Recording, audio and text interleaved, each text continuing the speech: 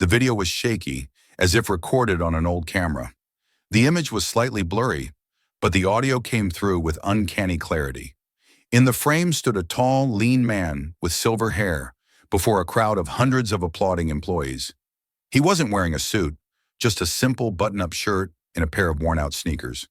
His eyes sparkled with passion as he said, "The future doesn't lie in technology. The future lies in how we use technology to bring people closer together." A round of applause erupted, then the video cut off abruptly. 10 years later, at that same headquarters, now a cold glass building operated by a shareholder board, no one spoke of Augustus Rayner anymore. The name that used to be etched into every memo was now just a tiny footnote on an internal page, next to the words "Founder, Deceased." In the main lobby, the statue that once stood proudly at the center had been moved to storage. In its place was a framed photo of the current CEO shaking hands with the Prime Minister of Canada at an international AI expo. No one noticed, or deliberately chose not to notice, what had been traded in exchange for those glossy photos. Elliot Rayner stood outside the building on an October morning, carrying a toolbox and wearing a worn hoodie. He said nothing, only looked up at the top floor, where his father once worked, then stepped in through the side entrance designated for logistics staff. No one greeted him. A security guard glanced at him and pointed toward the check-in tablet without even lifting his head. Elliot signed in under the alias Elliot Garner, took a temporary badge and headed straight to the maintenance level. No one knew he had just walked past the very spot where his father had collapsed from a heart attack after a tense board meeting. The maintenance area was the only part of the building that still smelled human: oil, wires, metal, sweat, and stale coffee. Elliot was assigned to fix the basement plumbing. A man in his 50s named Fred handed him a pipe diagram and said curtly, "Do it fast. Don't bother the folks upstairs." Elliot nodded. He had waited 10 years for this day, not to sabotage anything, but to understand how the very vision his father built had become something that chipped away at people's dignity. The basement was dark, damp, and filled with the subtle sound of the building breathing. Elliot followed the old pipeline, inspecting each valve and joint, and stopped at a rusted iron junction. He crouched down, shining a flashlight into the crevice, then marked it with a pen. On the wall next to it, a patch of flaking silver paint appeared as he wiped away the dust. Right where his father had once spray-painted a line, "Check the pressure, but never forget to check your heart." Elliot squatted lower, gently touching the faded words with his fingers, feeling as if time had paused at the moment his father was still alive. Upstairs, an executive meeting was in progress. Through the building's ductwork, Elliot could hear fragmented pieces of conversation. R&D output is down 12%. Slash the welfare budget, no one will notice. Boost the ESG numbers, just make sure they look good in the report. He didn't need to see them to know they were the same people who had replaced his father after his death. The same people who once bowed their heads to Augustus Rayner, now completely detached from where they had started. Elliot quietly resumed his work, but his eyes followed more than just waterlines. They followed the cracks forming in the company's soul. At noon, he went up to the break room for maintenance staff, a plastic table, a few battered chairs, and a cheap coffee machine. In the corner, a fan rotated slowly, like an elderly person struggling to breathe. A Filipino janitor named Minda was tearing up bread and sharing it with a security guard sitting next to her. "You know," she said, "we used to get free egg sandwiches every Friday. Ever since the old boss died, that kind of stuff just vanished." Elliot looked up. "Which boss was that?" Minda smiled faintly. "Mr. Rayner? Who else? He used to stand right here, talking to us like we were friends. Now," she shrugged. The guard chewed slowly and added, "Now they even banned us from gathering in the pantry for more than 15 minutes. And who are they banning? The people who keep this building from burning down." Elliot didn't respond, but in his jacket pocket was a copy of Augustus Rayner's will, never released publicly, which contained a strange clause. "Within 10 years of my passing, if someone can prove that the company has betrayed its founding humanitarian principles, and if that person is of my bloodline, then the right to lead shall be restored to them." Elliot never imagined he'd come back, but it was the silence of people like Minda, the resignation in the guard's voice, and the laughter echoing from the upper floors that pulled him back to this place. That afternoon, he was assigned to inspect the HVAC system on the executive floor. As soon as he stepped in, a young executive walked past, looked him up and down and muttered, "Maintenance guys get to use this elevator now?" Elliot smiled, said nothing. He walked into the utility room right next to the boardroom. There, through a frosted glass pane, he saw a large frame photo. The current CEO, Miles Corwin, receiving a Humanitarian Leadership Award at a grand ceremony. Elliot closed his eyes. That picture was taken exactly 3 days after Augustus had died of a heart attack, on that very floor, during a debate over whether the customer service department should be terminated for underperformance. At 5 p.m., Elliot returned to the maintenance break room. On the way, he passed a locked room. No sign, no label. But Elliot knew it well. It used to be his father's innovation lab, a space where young engineers were invited to test wild ideas, as long as they helped people. The room had since gathered dust. No one had entered it since Augustus's death. Elliot pulled a small key from his pocket, inserted it into the lock, turned once. The door creaked open.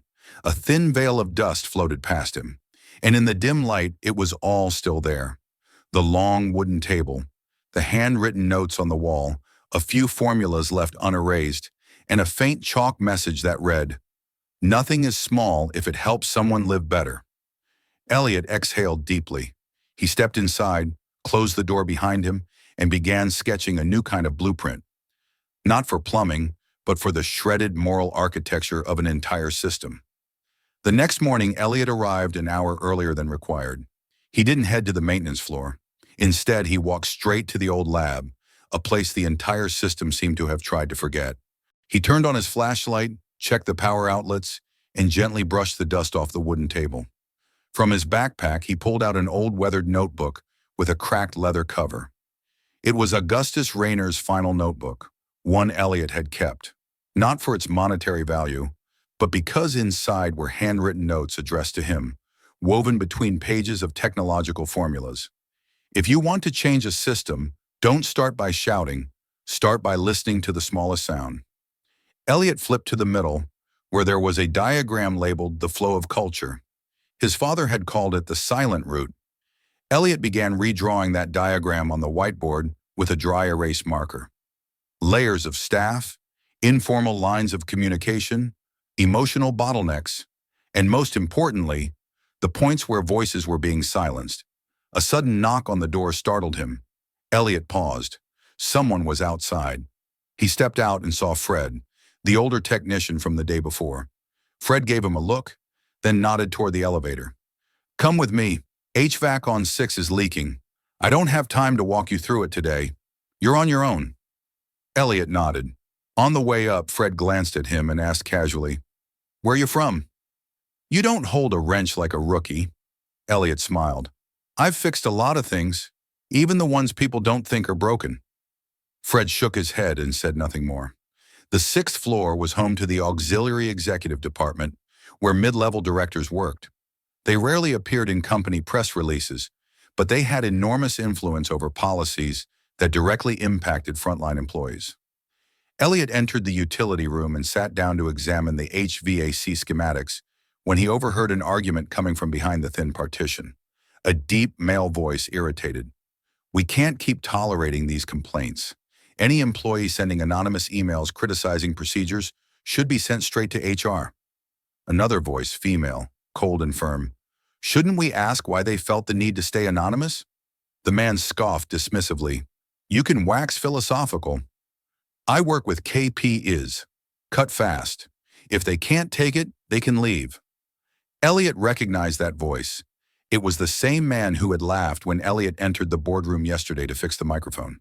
He finished his task in silence, noted the cold air leak, and before leaving, deliberately left a small slip of paper tucked behind the nameplate outside the conference room. It read, "If no one listens, the system will bleed from within." He didn't sign it. He didn't expect anyone to read it, only that someone might begin to sense something shifting. By the end of the day, Elliot was summoned to the 8th floor. This was the marketing department, about 20 young employees typing away under harsh white lighting. Elliot was inspecting the circuit breaker when a young woman with glasses approached him. "You're the electrician today, right?" Elliot nodded. "I'm Maria. I just wanted to say thank you. Someone finally fixed the women's restroom vent yesterday. We've been complaining for weeks and nothing happened." Elliot looked surprised. "It was a small thing." Maria shook her head. "No, it wasn't. Every time something gets fixed, we feel like the company still remembers we exist." Elliot gave a slight smile. "Then, if there's a room with no light, but someone's still inside, what do you think they feel like?" Maria paused for a few seconds, then said, "Probably the same as us, waiting for someone to remember we're still breathing." That answer stayed with Elliot for the rest of the day. He started noticing all the neglected spaces within the company. The unused print room that stayed lit all night, the resting corner on the third-floor hallway where the bench had been removed to prevent gathering. One such room tucked beside the emergency stairwell was the old personnel archive. Elliot borrowed a key from a logistics staffer, using the excuse of checking a ventilation fan, and quietly unlocked the door. Inside the dim room, stacks of file boxes loomed like sealed memories. He sifted through them one by one and came across a name: Dr. Julia Carnes, ethics consultant. Terminated. Julia Carnes had once been a close confidant of his father, a PhD in ethics who had designed the company's entire internal code of conduct during its founding years. The termination evaluation said only one line: resistant to growth culture. Elliot clenched the file tightly. This room truly had no light, not just in the physical sense, but in moral clarity. On his way back, Elliot stopped to look at the locked utility room again. He made a decision. That night, he would return. Late that evening, once the office lights had gone dark, he came back with a small flashlight and a canvas bag full of drafting paper. He opened the door, flipped on the emergency light, and on the whiteboard, he wrote the first sentence in thick black marker. "Systems don't collapse from flaws. They collapse from human fatigue." Then he began sketching a second diagram, the emotional transmission map, how fear trickled down from leadership to staff, and how silence had become a new form of currency in the modern workplace. He sat there for a long time, in a room no one entered anymore, the dim light casting a shadow of himself, small, elongated, and quiet. But this time, he didn't feel alone, because he knew, right here, 10 years ago, his father had said his final words to him before collapsing: "Don't let technology make you forget how to be human." And now it was time to start listening again. Friday. A light rain had been falling since morning, each drop tapping rhythmically against the thick, cold glass of Rainer Tech headquarters. The hallway lights came on later than usual, and no one noticed or cared.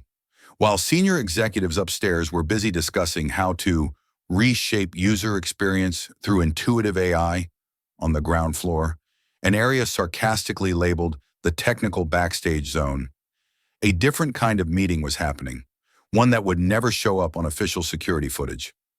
Elliot set down his plastic cup of coffee, glancing around the cramped room where the people the system had forgotten sat together, waiting for their weekend shift assignments. Fred leaned against the wall, rubbing a knee that had been through 2 surgeries. Minda, the Filipino janitor, still wore her rubber gloves despite being on break. Beside her was Marvin, the internal delivery driver who had been with the company since the days of Augustus Rainer. Elliot watched them as if rediscovering old, dust-covered pieces of memory. Fred spoke first quietly. "I used to think I'd retire here, as head technician, but ever since Miles took over, mid-level positions like mine got streamlined. Now I'm just a Tier B employee, which means I can't even speak during tech team meetings." Minda gave a dry laugh. "Well, I was told not to speak my native language while passing through the executive wing.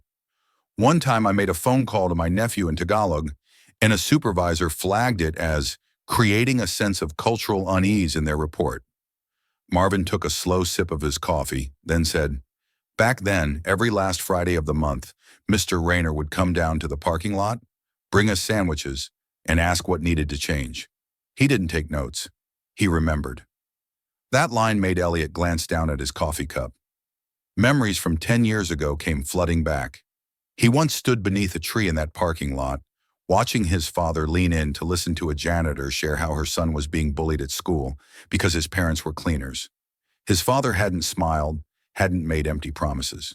He simply handed her a card from an education support group he funded and said, "Give your boy a chance this system may have forgotten." Elliot used to think that was sentimentality, but now he understood it was the essence. Fred looked at Elliot as if sensing his thoughts. "How long you been working here?" Elliot answered briefly. 3 days. Marvin squinted. "Yet you already know the basement shortcuts like the back of your hand." Elliot smiled. "Someone once showed me all the pipes in this place. From memory. No diagrams needed." Fred nodded. "Sounds like Mr. Rayner. He once showed me how to reset the security system without using the tech code. Said, if you mess up, you should always have a way to fix it, right?" The room fell silent. Elliot knew he couldn't reveal his identity, not yet, but he felt it was time to start building a connection. "If I wanted to rebuild a feedback system, one that asked real questions to the people actually keeping this place running, what would you all think?" Fred stared at him. "You talk like someone with authority." Elliot replied, "I don't have power, but I can listen." Minda chimed in. "As long as feedback still means using the company app we're not even given accounts for, no one's going to speak up." Marvin added, "If you want us to talk, you need a place where we don't feel like we're being watched." Elliot nodded. "I'll create a feedback room. No name, no cameras. Just somewhere people can go." Fred smirked. "You're crazy, but the good kind." At noon, Elliot quietly returned to the old lab. He wiped the whiteboard clean, placed a small wooden box in the corner, and taped a note above it. "For the things no one ever asks. No logo, no QR code, no camera." He knew no one would dare enter, yet. But he also knew that if anyone still believed in what Augustus Rayner built, they would find this room. Later that afternoon, while Elliot was checking the breaker panel in the HR office, he overheard a conversation that made him freeze. A female voice, belonging to the seasoned HR director, was speaking to her assistant. "There's a new tech guy poking around, asking a lot of questions. I don't like it. Have security keep tabs on him. I don't want anyone digging into Rayner's past. That name divides this company." Elliot held still, hands on the circuit panel. Heart pounding. Clearly someone was still afraid of that name, still afraid of the past. And if they were afraid, then the past was still alive. That evening, when he returned to the lab to check in, he found something he hadn't expected. There were 4 slips of paper in the wooden box, each one unsigned. One read, "I was reassigned for saying the VP didn't know what he was doing." Another said, "I saw someone faint in the warehouse, but had to report it as a personal mishap to avoid being penalized." The third note read, "I just want to look someone in the eye without feeling smaller." And the final slip held only one sentence. "If anyone still remembers Mr. Rayner, please don't let us be forgotten too." Elliot needed nothing more. The pulse was still there. The system wasn't dead. It was just waiting. Waiting for someone to breathe life back into its heart. Elliot stood behind the frosted glass wall, where the sound echoed just enough to make out the familiar rhythm of power. A certain kind of desk tap, a half-smirked chuckle, and the silent consent of those seated far above the floors they actually worked on. He hadn't been summoned to the executive floor because anyone wanted to see him. The only reason he was there was because the microphone in the main boardroom had failed just before the quarterly strategy meeting. A stone-faced assistant had phoned the maintenance desk, requesting whoever's free to come fix it, but added, "Just don't say anything to the execs. They hate being interrupted." Elliot knew every corner of this floor. He used to accompany his father here, back when Augustus Rayner would come up to use the big boardroom whiteboard to sketch out new ideas on stratified data models. The board was still there, but now it wasn't used for drawing anymore, just for projecting growth charts and workforce cost efficiency metrics. Elliot entered the side control room adjacent to the boardroom and looked up at the faint outlines of the leadership team through the frosted pane. He heard the voice of Miles Corwin, the current CEO, confidently declaring, "People who can't be measured by data are liabilities in a post-AI growth model." A ripple of laughter followed, not loud but synchronized, as though everyone in the room had been trained to laugh in the right tone, at the right moment, with the right rank.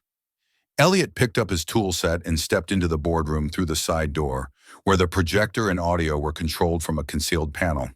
He tried not to look at anyone, but he knew every eye was on him. Not because he was special, but because he didn't belong. His hoodie, khaki pants, and shoes stained from the mechanical floor were a silent introduction. "This man is not one of us." Miles stopped talking and looked at Elliot for a few seconds. Elliot gave a slight nod and moved toward the audio panel, but before he could reach it, Miles smirked. "Oh, I didn't realize we had a guest from the basement today." The room erupted again, this time louder, more relaxed, as if Elliot's presence was the comic relief of a day filled with data dashboards. One vice president, someone who'd been denied a raise last year, added with a grin, "Let's hope you don't fry the system like last time. These meetings are boring enough without our numbers." Elliot said nothing. He simply bowed slightly, unscrewed the audio panel cover, reconnected the microphone input, and tested the signal with a handheld device. Miles kept staring, not like someone looking at a technician, but like someone waiting to see how long it would take for the underling to feel ashamed enough to leave. Elliot didn't flinch. He stood up, looked directly at Miles for a brief second, long enough for the CEO to see that there was no fear in his eyes, but something far heavier, understanding. Miles furrowed his brow and turned away. Elliot bowed again. "Audio is now functioning. Wishing you a productive meeting." He turned and walked out of the room in an awkward silence. No one laughed again. Not because they felt guilty, but because they didn't understand why Elliot's faint smile had made them so uneasy. Leaving the boardroom, Elliot returned to the maintenance lounge, took off his hoodie, washed his hands, and sat on the old wooden bench by the window. Minda saw him, handed him a cold sandwich, and whispered, "Heard you got chewed out up there." Elliot gave a soft smile. "It's all right. That's just how they communicate." Minda frowned. "Back then, Mr. Rayner used to say, if your words don't help someone stand taller, it's better not to speak." Elliot nodded. "I know. I was the first person he ever said that to." That afternoon, he quietly returned to the old lab. He added a new sign next to the wooden mailbox. "No name needed. Just say what's real." Inside the box were 3 more notes. One described how an intern had been forced to work unpaid overtime for 2 months due to a payroll system glitch. Another recounted a manager referring to staff by ID numbers instead of names. And the last note contained just one line. "I used to have hope. Now I have silence." Elliot held the last note, folding it tightly in his palm. He looked around the room, then opened a steel drawer in the corner. The one where his father used to keep handwritten feedback letters from employees during the early years. Some were still there, yellowed, fragile, but the writing remained clear. One from a woman named Susan read, "No director ever spoke to me until I met him. And after that, I never felt invisible again." Elliot read it over and over, as if trying to locate a pure tone in the noise of the present. That night, he received an anonymous message through the internal system. "I know you're not a regular technician. I don't know who you are. But if you want someone to speak the truth, meet me in the HVAC maintenance zone at 2200 hours. Elliot didn't reply, but he showed up. In the dim corridor beside the freight elevator, a woman stood in a gray coat, hood up. In the low light, Elliot recognized her instantly. Rachel Monroe, VP of Strategy, and the only person who hadn't laughed that morning in the boardroom. She stared at him for a long time before speaking. "I don't know who you are, but the way you looked at Miles, no one in tech ever looks at him like that. I've only seen that look once. On Augustus Rayner." Elliot said nothing. Rachel continued. "I was part of his first-year mentorship program. He once told me, great strategy isn't predicting the market. It's predicting what will make people stop believing in each other." I never forgot that, and I'll never forget the day he died. My office was just 1 floor above. I heard the sound of someone collapsing, then the call for medical help. No one ever spoke of it again. Everything from that day was scrubbed from internal records. Elliot raised his head, eyes burning bright in the dark. "I was there that day." Rachel froze, then whispered, "So you?" Elliot nodded slowly. "I'm the only one who still remembers what he said that day. And I won't let what he left behind be reduced to a PR tool for people who never understood who he really was." Rachel remained silent for a long time. Then she asked, "What are you planning to do?" Elliot looked down the long, dark hallway. No cameras, no supervisors. Only the low whir of an exhaust fan spinning steadily like the breathing of a system on life support. "I don't want revenge. I want someone inside this system to speak the truths we've buried. And if no one will speak, I'll make it so they can't ignore it anymore." Rachel nodded. "I won't betray you, but I can't stand beside you publicly. Not yet." Elliot smiled. "I don't need someone beside me. I need someone who won't turn their back." And with that, he walked away, disappearing behind the heavy steel door, leaving Rachel standing still, gripping her phone tightly, her heart pounding with the knowledge that a seismic shift was coming. Not from outside, but from deep within the building itself. Saturday. Rainer Tech's headquarters was closed to the public, but inside, figures moved like silent blood vessels, keeping an oversized body alive.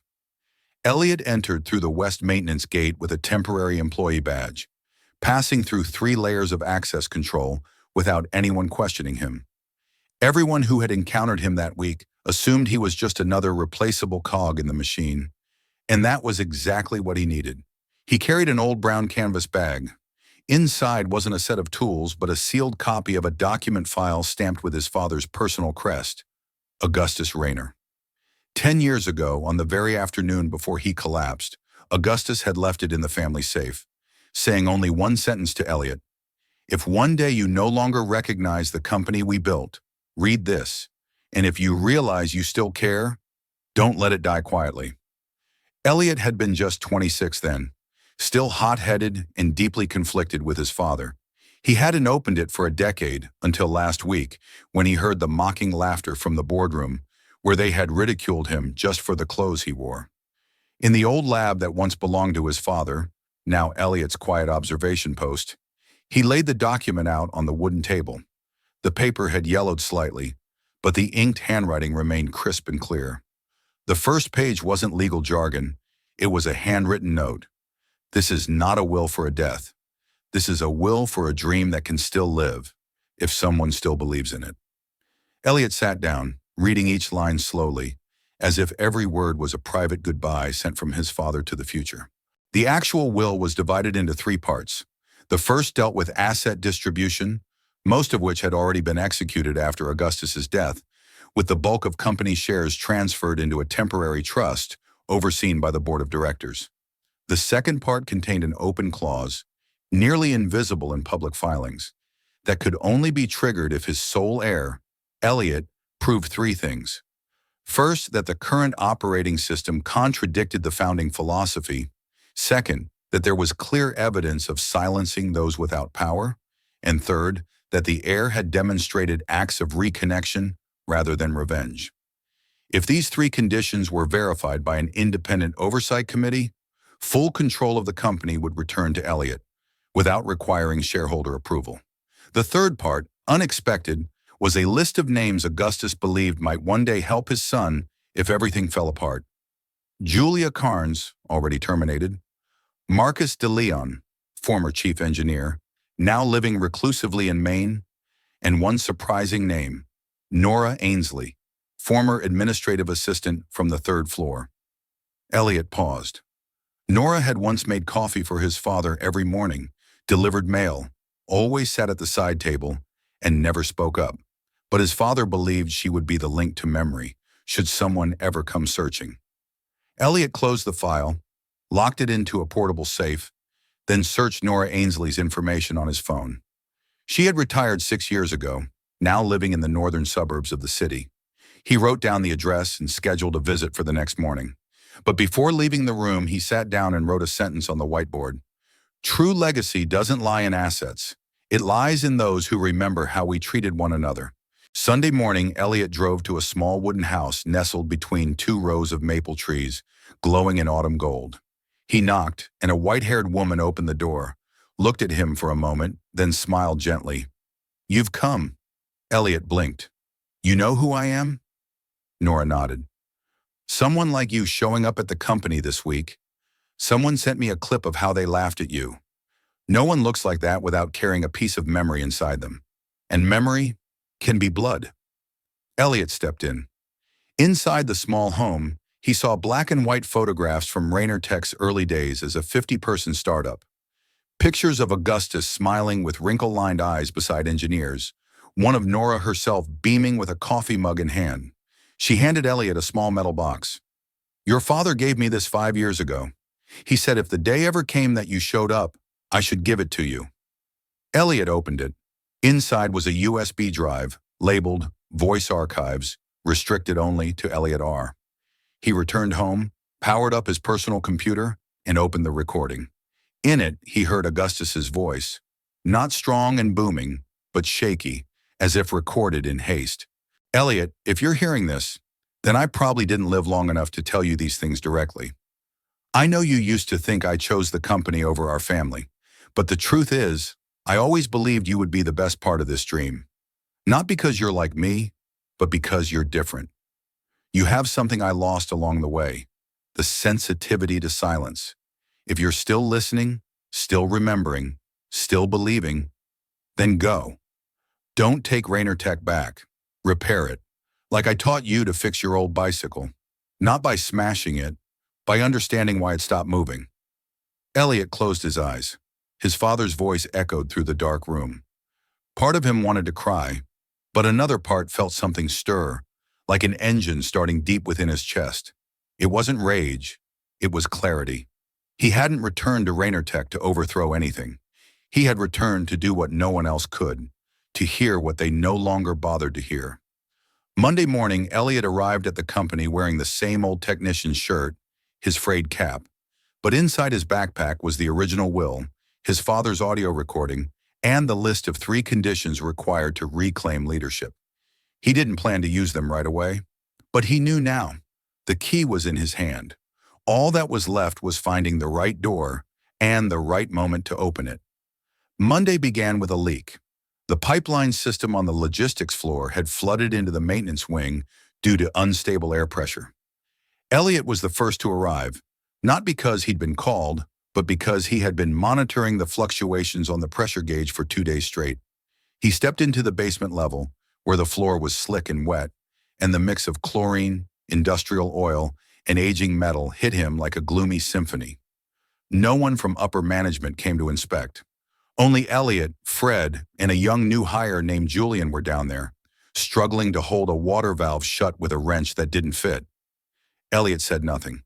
He calmly took the wrench from Julian and handed him another from his own pouch, then whispered, "Next time, check the color on the valve head. It tells you what size wrench you need." Julian looked up, panting. "You're the first person here who's talked to me like I'm not a system error." Elliot didn't reply. He turned back to the pressure panel, adjusted a few control valves, and spotted something. The cooling system for the executive floor was consuming twice the normal energy. He quietly made a note. The leak was resolved after an hour and a half, but the water had reached the temporary storage room for old equipment, a place many departments still rated for spare parts, since budgets were no longer approved for replacements.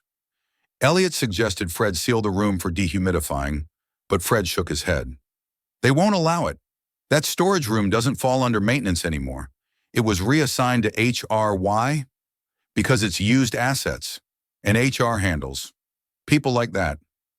Elliot wasn't surprised. He just let out a dry laugh. But in his mind, a new fracture appeared, a linguistic fracture, a system where people were also filed under used assets. Throughout the week, Elliot volunteered for all interdepartmental repair tasks, meaning he had access to every zone: the cafeteria, document archives, emergency electrical, the old data warehouse. Everywhere he went, he didn't just fix things, he observed, listened, recorded. In the kitchen, he saw a female chef get scolded for spilling leftover food on her apron during her lunch break. Reason given: improper appearance on internal surveillance. In the printing room, he watched an employee named Raymond get barred from printing documents for the freelance team because he didn't have priority clearance during peak hours. Raymond muttered to Elliot, "I used to think working here was a dream. Now it's just learning how to sleep without dreaming." Elliot quietly posted small handwritten notes around these places. No logos, no warnings, just lines like, "No one is a system error if they've never been listened to. When people become costs, a company becomes a factory with no soul. Don't forget, silence isn't consent, it's despair. One afternoon, while Elliot was repairing an electrical panel in the archive floor, he was suddenly called upstairs. The executive floor's cooling system had glitched, the internal alarm had failed, and they needed someone to fix it without attracting attention. Elliot arrived and was led through a side door by an assistant. As he crouched to inspect the panel, he heard voices coming from the adjacent boardroom. Miles again, but this time there were no charts or projection screens, just blunt orders. I don't care if logistics is understaffed. If needed, cut positions. No expansion requests. I won't approve. We're restructuring, and we can't carry parts of the body that don't generate profit. They need to understand. Emotions aren't in the employment contract. Elliot froze for a second, not from shock, but because it was so clear. He knew he needed to record it, but he had no device on him. What he had was memory and accuracy.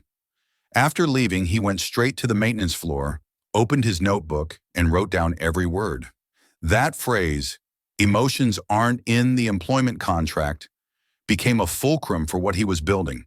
A system without emotion has no humanity, and without humanity, it has no right to be governed by the authority his father once believed in. The next morning, Julian, the young technician, came to the old lab. He dropped a note into the wooden box, then stood silently. Elliot walked over, opened it. Just one line. I used to want to be an inventor, but I was afraid saying that out loud would get me laughed at. Thank you for not laughing. Elliot didn't speak. He simply placed a hand on Julian's shoulder, softly, just like his father used to do when Elliot's first drone had crashed in the yard, and instead of scolding him, said, "You know why it fell? That means you've already succeeded." Elliot hosted a small, unofficial meeting in the lab. Just Fred, Julian, Minda, and 3 logistics staff who had each worked more than 10 years at the company. He didn't mention the will, didn't talk about power. He simply asked one question. If you could change one thing in this system, not for efficiency but for decency, what would it be? Fred said, I want a meeting where everyone's invited. No ranked tiers. Minda said, I want to look into a camera and not feel afraid. Another person said, I want to be able to laugh after my shift, and not because it's sarcastic. Elliot wrote it all down. Then he said, I'm not promising change, but I promise not one of these answers will be forgotten. They were silent, not out of doubt, but because for the first time, someone had said promise without attaching it to a process. And they believed him. At the end of the week, Elliot stood in the basement equipment room where the old yellow light glowed over faded blueprints from Augustus's time. He opened a storage cabinet and pulled out an old steel frame, the skeleton of the assistive robot he and his father had built together when Elliot was just 14. He dusted it off, cleaned it, and brought it back to the lab, placed it in the center. As a reminder, repairing isn't about going backward. It's about looking at the present and refusing to accept it as fate. Tuesday, a normal day. On the internal schedule, no events were marked in red, no big meetings, no audits, no new hiring announcements. But Elliot knew that it was on days that seemed normal when a system most clearly revealed its true nature. Because no one was performing anymore. No one tightened their tie just to make an impression. No one adjusted their expression before stepping into a meeting room. What people revealed most on ordinary days was how they truly felt about one another. Elliot headed to the 8th floor at 9:12 a.m. He knew that was the time when the pantry in the strategy department was quietest. The 8th floor had the newest coffee machine, the kind that automatically recognized personal mugs by an embedded code on the bottom. It was also under a slow-moving 360-degree overhead surveillance camera. Elliot brought a cup with no code, forcing him to use the guest setting. He knew it would irritate a few people, and he needed that, because only when people are uncomfortable do they reveal their depths. He stood there waiting for the coffee to pour when Rachel Monroe entered. She wore a navy blouse, pencil skirt, and a brushed steel nameplate, the kind that never gets scratched. She saw him from across the room. No surprise, no avoidance. She simply walked over, stood beside him, and selected Americano no sugar. The machine let out its familiar hum. She was the first to break the silence. "You're the only one this month using a guest cup." Elliot didn't turn. "I still don't know if I'll be here long enough to engrave my name." Rachel tilted her head slightly. "That kind of caution doesn't sound like someone just here to fix pipes." Elliot met her eyes. "And your expression in the boardroom didn't look like someone who was there just for KP is." A pause. Both picked up their cups and sat down at the wooden table in the quiet pantry. Rachel stared into her coffee and said softly, "I used to be in charge of the horizontal equity model project. It sounded good, but was really just a restructuring tactic designed so no one had time to push back." Elliot asked, "And did you push back?" Rachel gave a faint smile. "I wrote an internal report, 22 pages, with data showing that model eliminated upward mobility for frontline staff. The report got no reply, but my office got a fresh coat of paint, and I was reassigned to the internal emotional data analytics project, which of course had no actual emotional data." Elliot set his cup down, fingers laced together. "I think you understand better than anyone that systems don't break from technical faults. They break when no one has enough trust left to ask, why?" Rachel nodded. "You're trying to create something, not through authority, but through listening." Elliot replied, "Because I don't have authority. Not yet, but I have what they've lost, the ability to be present." Rachel was silent for a moment, then said, "I have a file. A never-released draft of the original training program, written by Augustus Rayner himself. It was pulled from the system after he died. I kept a copy, not for any purpose, just because I don't believe something truly good disappears that easily." Elliot paused. Rachel looked at him slowly. "You know what I'm talking about, don't you?" Elliot answered with his eyes. Rachel smiled, not waiting for confirmation. "I'll send it to you, but in return, I want something." Elliot asked, "What?" Rachel leaned in slightly. "I want to know, if one day you regain full control, what will you do with people like me, the ones who once stayed silent?" It wasn't an easy question, but Elliot didn't avoid it. "If I regain control, I won't look at anyone through the lens of who they used to be. I'll look at how they behave when the system stops forcing them." Rachel exhaled softly. "Good. Because I've never felt like a good person, but I've never forgotten what kindness looks like." They finished their coffee. Elliot stood up first. As he walked away, Rachel called after him, "Have you ever been inside Augustus's office?" Elliot turned. "I grew up in that room." Rachel looked at the coffee machine, speaking almost to herself.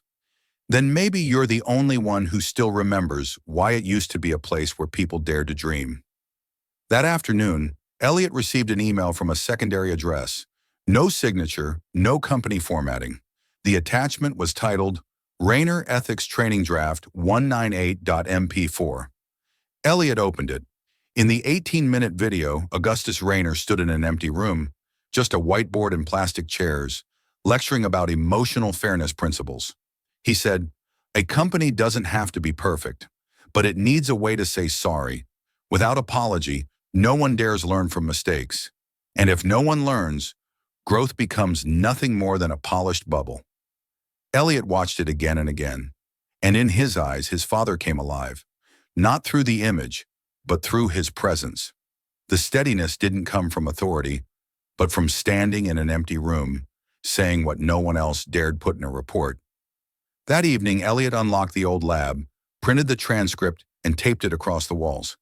He began building a consciousness wall, a space where anyone who entered could read things never allowed to be made public. Each segment led with a question. What once made you feel like you belonged here? Who was the first person to make you feel valuable? And are they still here? Do you remember the last time someone asked for your opinion? And on the central whiteboard, Elliot wrote the final line. "I don't need to know who you are in the system. I just need to know, can you still hear yourself?" No one knew who had posted the video first, but on that Thursday morning, the entire internal network of Rayner Tech began to ripple like a still lake struck by a stone at its center. The video was 48 seconds long. The quality wasn't perfect. The angle was tilted, the footage slightly shaky, the audio had a faint echo, But the content was unmistakable. It showed Elliot, in technician's clothing, walking into the executive boardroom to fix the microphone. Miles Corwin sat at the head of the table, arms crossed, smirking at Elliot. "Oh, we have a special guest. From the basement. I guess the system now allows third parties to speak." The room erupted in laughter. Someone tapped the table rhythmically. A female executive gave a sneering smile, hand over her mouth, unsuccessfully stifling a laugh. Elliot stood still, gave a slight nod, continued working, reconnected the mic port, tested the signal, and quietly exited the room without saying a word. As the door closed, Miles's voice rang out clearly. "I don't get why these fix-it people think they have the right to exist here like actual humans." The video ended. That was it. No extra footage, no narration, no commentary, but it was enough. Inside Rainer Tech, Slack channels lit up. A side group called Coffee Breaks Uncut, usually just for sharing memes, unexpectedly posted the clip with a caption, "When did we forget how to be human?" The video was shared 54 times in the first 3 hours, then scrubbed from all official platforms by IT, but it was too late. An anonymous employee had downloaded it and distributed copies to 3 other collaborator groups. From there, it spread via personal email, anonymous messages, and even on USB drives accidentally left in tea boxes on the maintenance floor. By noon, no one hadn't seen it. Elliot wasn't surprised, but he hadn't expected it to happen this soon. He sat in the old lab, holding a lukewarm cup of tea, eyes fixed on the whiteboard where Rachel had taped the transcript of the ethics training video. A new line had just been added. "Don't mistake silence for agreement. Sometimes it's an unhealed scar." He knew the video wouldn't change the world, but it was the first crack, and if cracks spread far enough, they can bring down any structure built on contempt. That afternoon, the internal communications team held an emergency meeting. Rachel was invited but said nothing. Miles stood at the head of the table, slapping the display screen. Who authorized a camera to record that? Who leaked it? Who was supervising tech that day? A department head stammered, "The executive floor security system has routine video backups, but no AI review, so that clip was saved automatically. Maybe an IT staffer accessed it without permission." Miles roared, "I don't care about the system or artificial intelligence.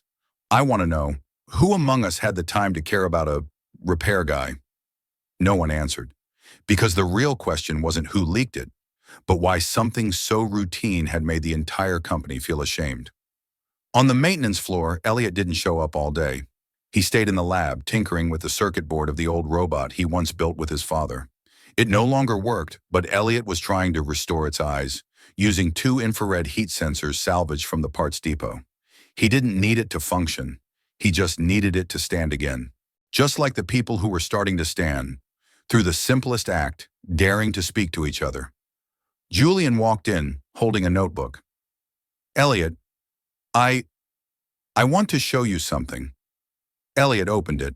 The first page had a handwritten title, Unrecorded Emotional Observations. Each following page held a line. Day 12. An employee wouldn't sit in a chair after the nameplate of Mr. Rayner had been removed. Day 15. Someone saw me in the elevator and changed floors. Day 18. I laughed at a story, but had to fake a cough so it wouldn't seem unserious. Elliot looked at Julian, his expression softening.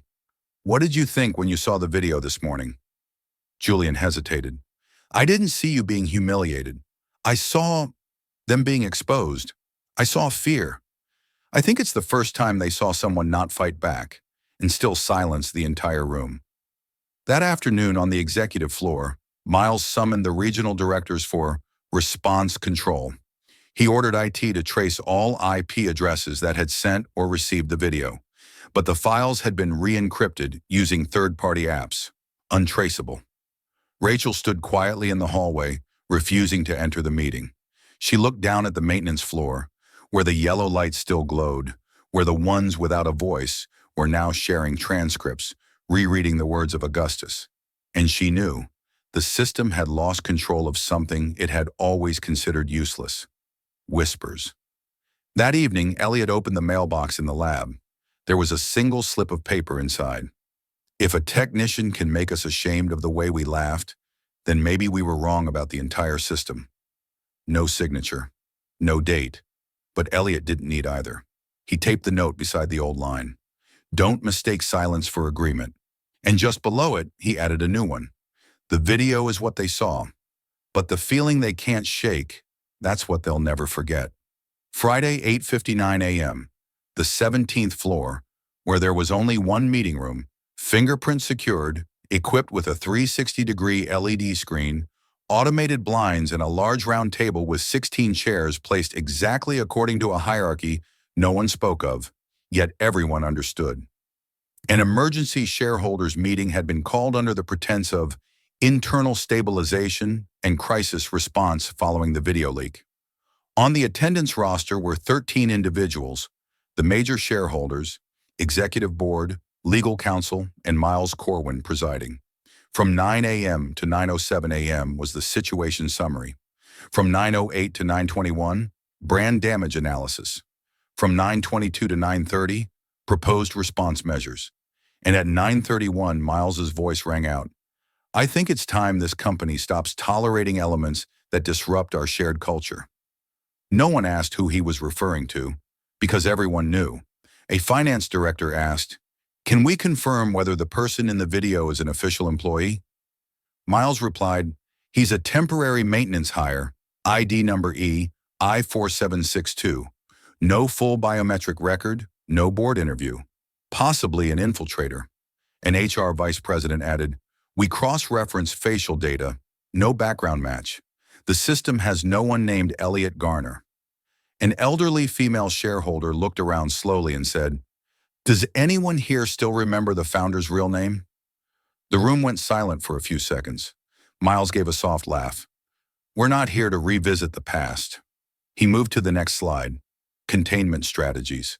No one inside the room knew that just beyond the hallway stood a man whose fingerprint access had been revoked. But who held the real key? Elliot Rayner. He wasn't wearing his technician's uniform today. He wore a white shirt, dark trousers, no tie, no leather belt, only his father's old wristwatch. Rachel stood one floor below, watching via a temporary security feed she'd been granted access to. When she saw Elliot step into the elevator, she said nothing, just took a sip of tea and sent off an email titled simply, Official. At 9:38, Elliot entered the 17th floor boardroom through the side door, the only one not connected to the network security system. He said nothing. He simply placed a red envelope in front of Miles. The entire room turned to look. Miles shot up from his seat. Who authorized? Elliot raised a hand. I don't think I need authorization. I just need standing. He turned to the company's attorney. You co-signed the will of Augustus Rayner on October 14th, 10 years ago. Is that correct? The attorney stepped back.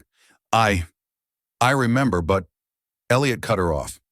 I'm the sole individual named in the third section of that will, the section the board never disclosed, because it only activates if 3 conditions are met. Today, I bring evidence of all 3. He opened the envelope.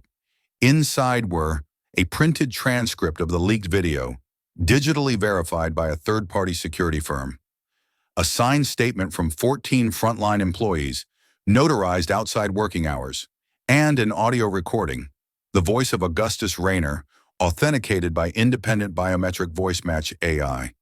The recording played. The room fell silent as Augustus's voice filled the space. If one day my child returns, not for assets, not for reputation, but because they see the silent one suffering, then I give them the right to start over, even if that breaks the system I once helped build. When the audio ended, no one moved. Elliot stood tall, hand resting on the table. I'm not here to reclaim a crown. I'm here to return to the roots. Because you forgot, Rayner Tech wasn't created to silence people. It was created to build technology that helped them speak louder. Miles had gone pale, lips tightly drawn. He tried to smile. You have no authority to impose sentimental testimony. Elliot replied, but I do have legal standing.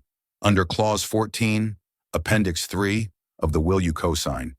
If the 3 conditions are met, interim executive authority transfers to me within 30 days. And during that period, I'm allowed to restructure leadership if I can demonstrate ongoing risk of misconduct. Then he turned to Rachel, who was now entering, carrying a printed file of internal misconduct reports previously suppressed. Elliot nodded. Rachel laid the reports on the table, saying nothing, but her eyes were clear. "I'm not here for anyone. I'm here for the truth." Elliot looked around. "I'm not asking anyone to resign today. I'm only asking each of you to answer this. When you watched the video that morning, who did you see being humiliated? And if your answer is no one, then I'm sorry, but you no longer have the moral capacity to lead this place." Silence. The elderly shareholder nodded slowly. She was the first to place her nameplate on the table. "I was one of the original co-signers of the humanitarian charter with Augustus. And I know, if we forget why this company exists, then none of the numbers mean anything." Elliot turned away. He didn't need anyone's approval anymore, because what mattered most had been established: presence. And that presence, for the first time in 10 years, wasn't the image of a CEO on a magazine cover. It was someone standing in a room full of power saying, "I am the son of the man who started this, and I will not stay silent anymore." Monday, 8:15 a.m. All senior personnel at Rainer Tech were urgently summoned to the 10th floor auditorium, a space usually reserved for product launches or press partnership signings. The internal system displayed only 3 words: "Transition session initiated." No title, no speakers listed, no logo, just a single message: "Presence is the beginning." Elliot entered from a side door, unaccompanied. He wasn't wearing a suit, just a white shirt with sleeves rolled to the elbow, dark trousers, and a small silver ring. The only thing of his father's he always kept. In front of him sat over 200 people: regional directors, department heads, media reps, legal counsel, HR managers, lined up like an office tribunal. No one knew exactly what was going to happen, but they all knew one thing: the video, the audio recording, and last week's shareholders meeting were not the ending. They were the prelude. There was no projector on stage, no built-in mic, just a wooden chair. Elliot walked to it and sat down. He didn't stand, didn't lecture, didn't perform. He spoke slowly, evenly, every word crisp. "Today, I'm not here to tell a touching story. I'm here to ask you one thing. If you met the person you were on your first day at this company, would they be proud of the silence you've kept?" No one answered. Elliot pulled a sheet of paper from his shirt pocket and placed it on the table beside him. "This is a list of 37 employees who left the company in the past 18 months. Not due to mistakes, not due to violations, but because they felt invisible.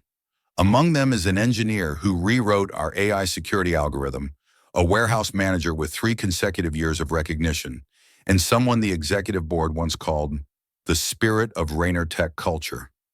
Not one of them was retained, not because they lacked ability, but because they refused to stay silent." A regional director stood up. "You're trying to divide this company with emotion?" Elliot looked up, eyes calm. "I'm not dividing anything. I'm peeling off the paint from a wall you let crack." Then he turned to Rachel, seated in the front row. "I want to start with a simple act. Everyone in this room will handwrite, yes, by hand, one thing they've done at least once that went against the company's principles. Anyone who can't do that will be invited to leave the room." A silence heavy as stone. Rachel was the first to reach for a pen. "I once deleted a technical department report because I was asked to reduce communication noise." After her, another voice. "I once buried a complaint because it came from a security guard without a manager-level badge." Then another, and another. Only 3 people didn't write. One of them was Miles Corwin. Elliot looked at him, not with anger. No raised voice. Just one question. "Are you certain, not once, you made a decision out of a desire to keep power instead of acting in the common interest?" Miles stood, face flushed. "I'm not here to confess. I'm here to lead." Elliot didn't stand, just nodded. "And because you still believe leadership means denying the act of listening, I'm forced to revoke your position." The room froze. Miles shouted, "You don't have that authority." Elliot nodded again, pulling from his pocket the original will, stamped by the local superior court, officially certified just 48 hours prior. "I do have the authority, but I don't need to use it. I just need consensus. And I believe I've just earned it. The front row nodded in unison. Some clapped, not loudly but decisively. Rachel stepped up beside Elliot. She held the mic, now finally powered on. I used to think culture had to be imposed through signage and slogans. Now I understand, culture begins with a person brave enough to stop pretending. Today we're not replacing a CEO. We're restarting.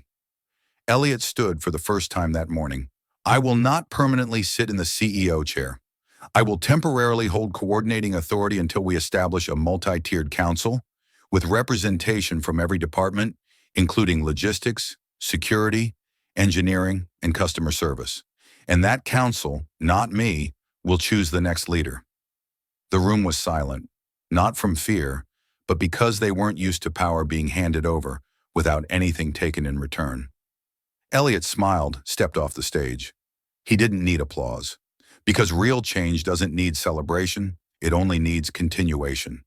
Tuesday, 1 week after the extraordinary shareholders meeting, Rainer Tech's internal system no longer sent out lengthy emails about transition directives or new cultural integration. Instead, there was just a single 6-word notice.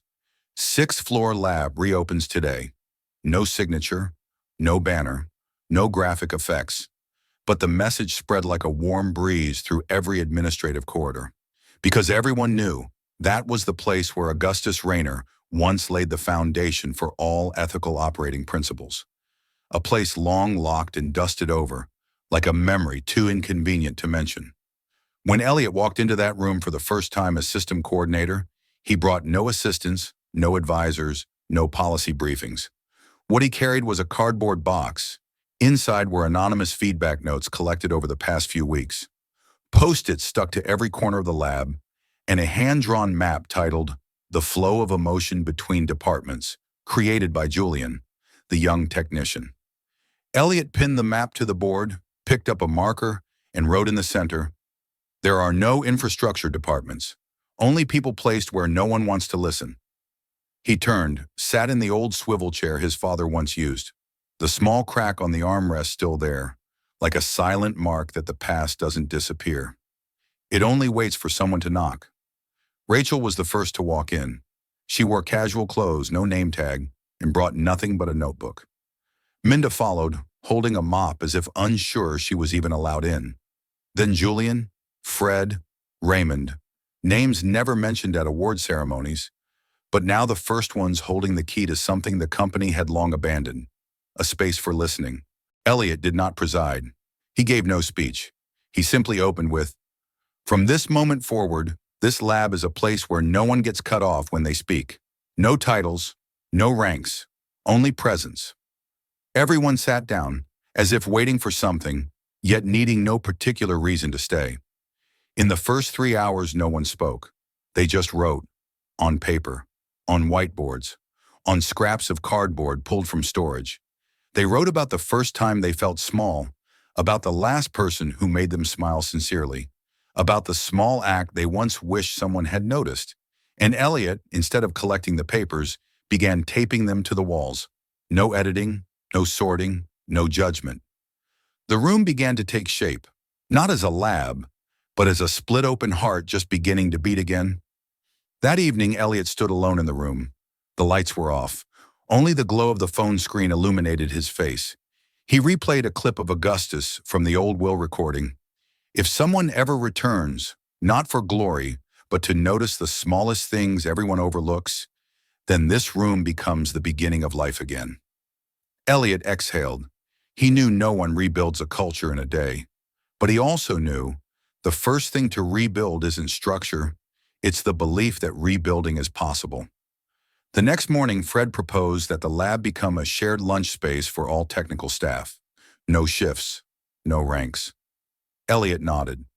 Julian suggested placing an old printer in the middle of the room so anyone could print something they wanted to make visible. No permission required. Rachel proposed reviving the reflex sessions, open cross-department feedback meetings, but this time held in the lab, not in a camera-monitored conference room.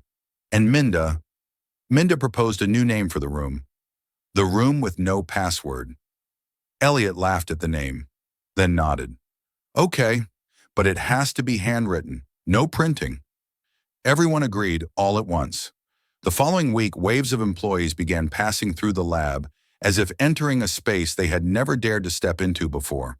Some just sat, reading an old piece of paper. Some wrote, then tore it up. Some left behind a post-it that read, "I'm still here."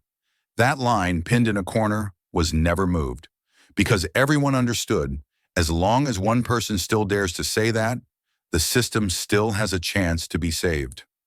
Elliot never spoke at any wrap-up meeting. He just stood in the hallway, watching people enter and exit the lab. He didn't need anyone's thanks, didn't need anyone to say his name. He understood. His name didn't need to be printed on a plaque, because the true name of a leader doesn't live in a signature. It lives in the feeling that others can finally breathe deeply when they walk into the room. March. The air was chilly, but no longer the skin-cutting cold of the pre-reform days.